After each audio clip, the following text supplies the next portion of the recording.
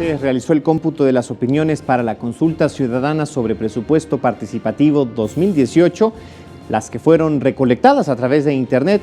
El consejero del Instituto Electoral de la Ciudad de México, Pablo Lezama, informó que fueron 4.589 las participaciones, las cuales desde luego se sumarán a los votos que se emitan bajo la modalidad presencial este próximo domingo, ya este 3 de septiembre, por lo que invitó a las y los vecinos de la Ciudad de México a asistir a las mesas receptoras de opinión que se instalarán, recordemos, en todas las colonias de la capital. Si a usted aún no conoce dónde podrá emitir su voto, solo tienen que ingresar al www.iedf.org.mx. Ahí usted podrá ubicar la mesa receptora que le corresponde y también opinar por alguno de los proyectos ciudadanos que beneficiarían a su comunidad. Si usted no sabe por qué votaría, también aquí a su alcance está la información al respecto.